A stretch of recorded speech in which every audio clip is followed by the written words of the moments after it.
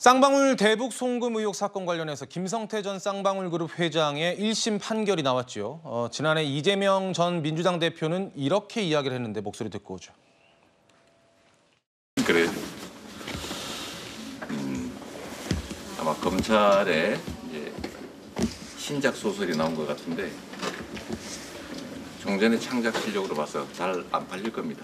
네, 유화영 전 부지사에 대해서 9년 6개월 실형 선고됐는데 어떻게 생각하십니까? 방북 비용이라는 점이 인정됐는데 여전히 대표님과 상의 없이 진행됐다는 입장이십니까? 검찰 추가 수사 이어가겠다는 입장 냈습니다. 어떻게 생각하십니까? 이재명 전 대표는 검찰의 신작 소설이라고 했는데 구정 소장님, 네. 법원이 인정을 한 거죠? 그렇습니다. 이재명 대표의 저 말씀은 사실과 좀 다릅니다. 왜냐하면 검찰이 신작 소설로 기소를 할 수는 있습니다. 거기까지는 검찰의 권한입니다.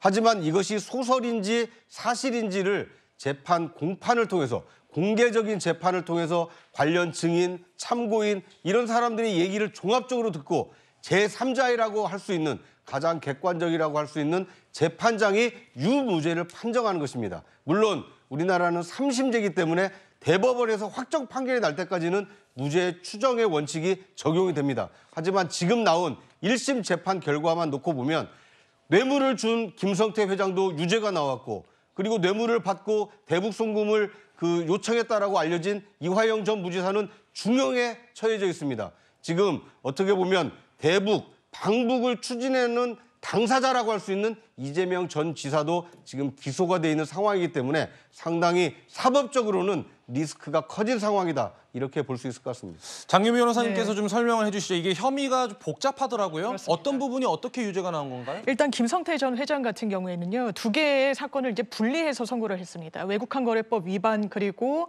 뇌물 등등의 혐의에 대해서는 실형 2년 6개월이 나왔고요. 정치자금법 위반은 별도로 선고를 하도록 규정이 되어 있기 때문에 집행유예형을 받았습니다. 그 부분과 관련해서 재판부는 지금 짚어주신 대로 500만 불, 300만 불이 북한으로 건너갔다는 사실관계를 인정하고 500만 불 같은 경우에는 경기도의 스마트팜 사업과 관련해서 건너갔고 300만 불은 이른바 경기도지사의 대북 비용과 관련해서 건너갔다라는 사실 인정을 이화영 전 부지사의 이 재판과 동일하게 인정을 하면서 이 부분은 외교 안보에 있어서 상당한 또 문제를 초래할 수가 있기 때문에 비난 가능성이 높다. 그리고 통일부 장관의 어떤 재가를 받지 않고 이런 자금을 높인 부분에 대해서는 상당한 처벌의 필요성이 있다라는 이유에서 2년 6월형을 선고했고 이화영 전 부지사 같은 경우에도 거의 동일하게, 왜냐하면 같은 재판부였거든요. 비슷하지만 9년 6개월의 형을 선고받았었습니다. 예, 지금 말씀 주신 부분 저희가 그림으로 준비했는데 한번 보시죠.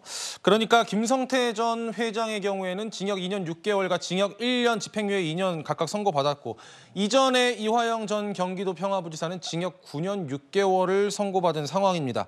재판부는 쌍방울 대북 송금이 이재명 전 대표의 당시 경기지사의 방북 사례금이다 이렇게 보고 있고요. 김성태 전 쌍방울 회장에 대해서는 이화영 전 부지사의 요청과 회유에 의해 범행했다라고 이야기를 하고 있습니다. 일단 김 전 회장을 재판부가 법정 구속하지는 않았습니다. 김 전 회장은 항소 여부를 상의해보겠다 이런 짧은 입장을 밝히기도 했는데 김 전 회장의 목소리가 준비되어 있습니다. 그거 먼저 듣고 이야기 이어나가겠습니다. 착잡하죠. 다.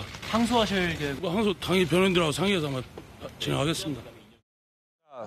수원지법은요. 김성태 전 회장과 이화영 전 평화부지사를 불법 대북 송금 혐의의 공동정범으로 판단했습니다. 장 변호사님, 네. 공동정범이 뭐예요? 흔히 말하면 공동정범 약자로 공범이라고 생각하시면 예. 되는데요.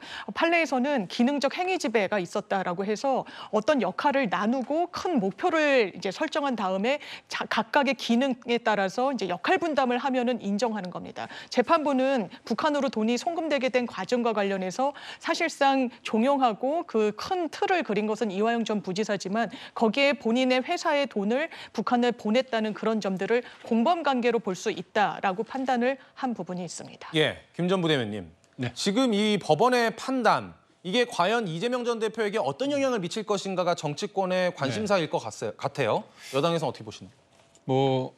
이재명 대표나 민주당이 딱 보여주는 어떤 일련의 흐름을 봤을 때는 도둑이 제발 저린다 이런 생각을 할 수밖에 없습니다. 왜냐하면 6월 달에 이화영 전 부지사의 어떤 선고 전에 1심 판결자의 3일 전에 대북송금 관련해 가서 특검을 한다고 했습니다. 예. 그걸 하면서 검사, 그 수사한 검사에 대해서 수사를 하겠다고 했습니다.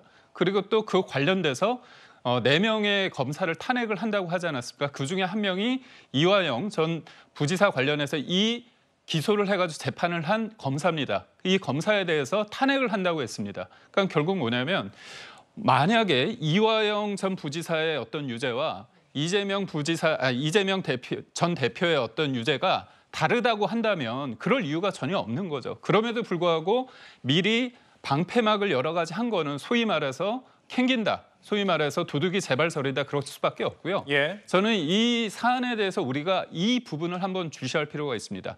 이화영 전 부지사가 유죄가 1심에서 나왔는데 이거를 만약에 이재명 대표의 어떤 지시나 그런 어떤 인지나 그런 거 없이 왜 혼자 알아서 다 할 이유가 뭐가 있겠습니까? 결국은 이재명 대표를 위해서 하는 거거든요. 그렇기 때문에 이제까지 없었던 평화부지사라는 그런 자리에 임명을 시킨 겁니다.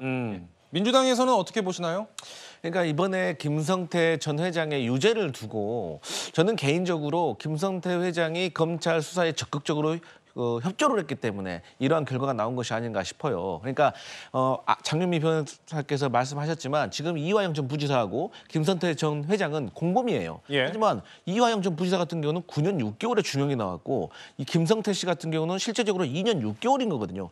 7년의 어떤 실형 양형의 차이가 있어요. 물론 이화영 전 지사는 고위직 공무원이었고 또 김성태 회장 같은 경우 공무원이 아니었다는 차이가 있지만 어쨌든 같은 일을 벌였는데 왜 이러한 결과가 나왔을까? 그것은 김성태 씨 같은 경우는 검찰에 조금 회유를 좀 당한 것이 아닌가라고 저희 민주당은 의심할 수밖에 없다. 실제적으로 김성태 씨 같은 경우는 이미 구속된 사례가 있기 때문에 2년 6개월에서 더 많이 살지도 않을 겁니다. 그러면 지금까지 벌어진 범죄의 어떤 내용을 봤을 때 2년 6개월의 형량은 매우 적은 것이고 2년도 아마 실제적으로 실형을 살지 않을 거라는 생각이 있기 때문에 어쨌든 야당의 지지자 민주당으로서는 여기에 대해서 조금 심각하게 좀 생각을 하고 있다. 이런 생각을 하고 있습니다. 알겠습니다. 여야의 시각을 들으셨는데 민주당에서는 들으신 바와 같이 검찰에 대한 의심 그리고 이제는 법원 판단에 대한 미심쩍은 부분도 주장을 하고 있는 게 사실입니다.